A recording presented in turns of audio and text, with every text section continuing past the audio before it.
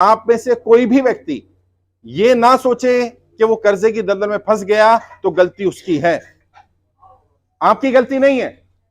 मैं जहां भी लोगों से मिल रहा हूं उन्हें बताने की कोशिश कर रहा हूं, अपने आप को दोषी मत ठहराओ, अपने आप को दोष मत दो। आप कर्जे की दलदल में फंसे, इसमें आपकी गलती नहीं है, इसके लिए सरकार की गलत नीतियां जिम्मेदार हैं।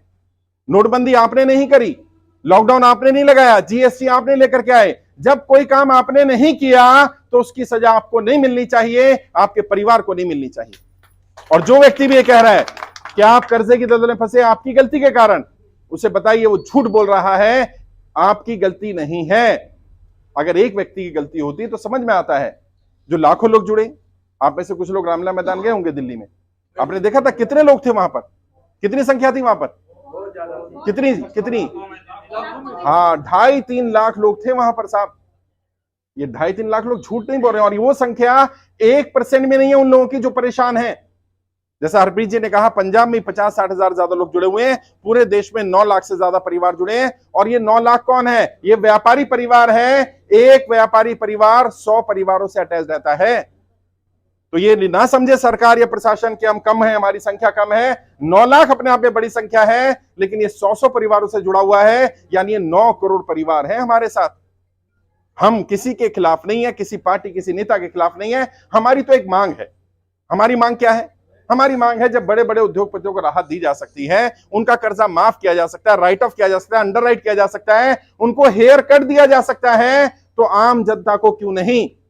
अभी आपने सुना होगा, जी न्यूज के मालिक हैं सुभाष चंद्रा जी।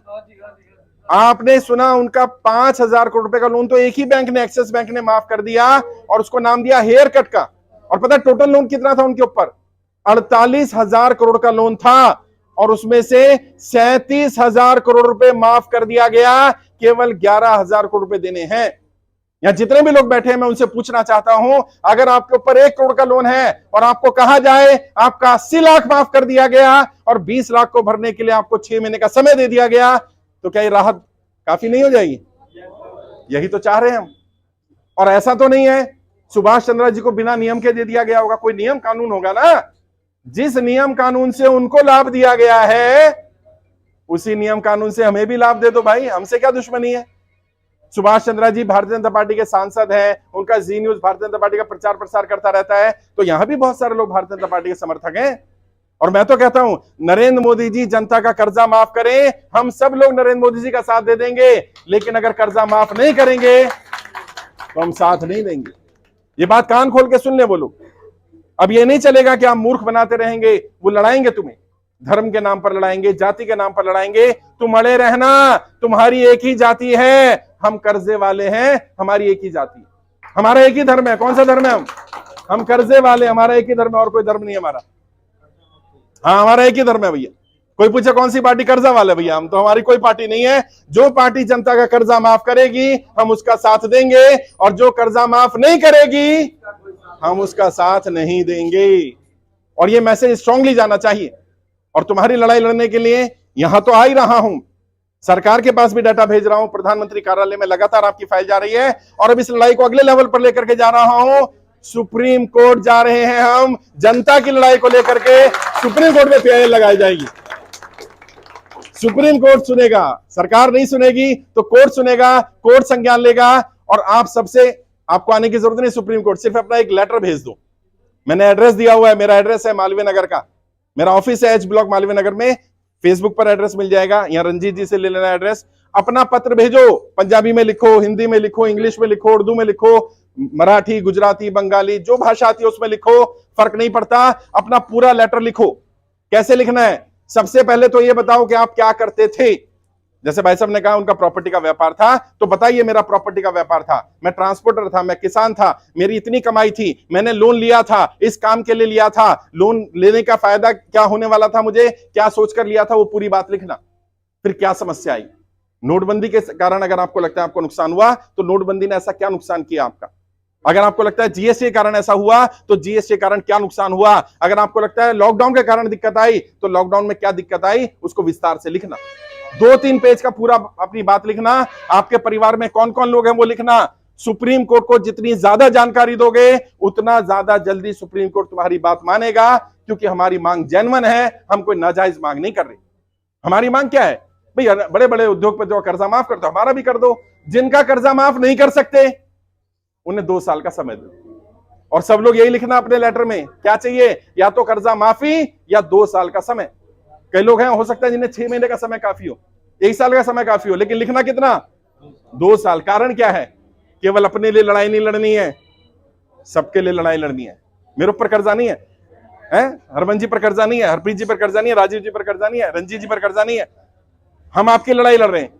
आपने अपनी लड़ाई तो लड़नी ही है, अपने साथ के लोगों की भी लड़ाई लड़नी है। हो सकता है आपको 6 महीने का समय मिलकर काम हो जाए, लेकिन दूसरे को हो सकता है 2 साल का समय चाहिए हो, 2 साल का समय मांगेंगे। या तो कर्जा माफी की जाए, और कर्जा माफ ना किया जाए तो 2 साल का समय दिया जाए। सुप्रीम कोर्ट में भी आपकी जो फाइल लगाई जाएगी, PIL लगाई जाएगी, उसका कोई चार्ज नहीं लिया जाएगा। पूरा अभियान निःशुल्क था, निःशुल्क है और निःशुल्क रहेगा। किसी ने 1 रुपया तो नहीं लिया है? पैसा तो नहीं लिया भाई? लेगा भी नहीं। अगर कोई 1 रुपया भी कर्जा मुक्ति के नाम पर मांगे, प्रमाण पत्र के नाम पर मांगे, रजिस्ट्रेशन के नाम पर मांगे, फाइल के नाम पर मांगे, तुरंत उसकी पुलिस कंप्लेंट कर देना। वो हमारा व्यक्ति नहीं है। मैं अपनी जेब से कर रहा हूं काम, जितना पैसा लगा पाऊंगा, ये अपनी जेब से पैसा लगा रहे हैं। हमारे पास जितना सामर्थ्य उतना कर लेंगे, लेकिन हम किसी से 1 रुपया भी नहीं लेंगे। और लोग परेशान है यार, वैसे लोग दिक्कत में हैं, उनसे पैसा लिया जाए। और जो लोग कर्जा मुक्ति के नाम पर इसको बदनाम करने के लिए पैसा ले रहे हैं, उनसे भी कहना चाहता हूं, वो परमपिता परमात्मा, वो खुदा, वो भगवान, वो वाहेगुरु, वो अल्लाह, जो भी नाम उसको दो, वो देख रहा है। अगर तुम किसी के साथ अन्याय अत्याचार करोगे, किसी परेशान व्यक्ति की परेशानी को बढ़ाओगे, तो वो तुम्हें कभी माफ नहीं करेगा। और यकीन मानना, कोई ताकत है, कोई ताकत है जो ये दुनिया चल रही है, कोई ताकत है जो ये सिस्टम चल रहा है, नाम कुछ भी दे लो उसको, लेकिन ताकत है। और वो नाइंसाफी नहीं करती, वो अन्याय नहीं करती है, वो ताकत इंसाफ करेगी। अगर आप किसी के साथ गलत करेंगे तो आपके साथ भी गलत होगा। हमने क्या करना है? हमने किसी के साथ गलत नहीं करना।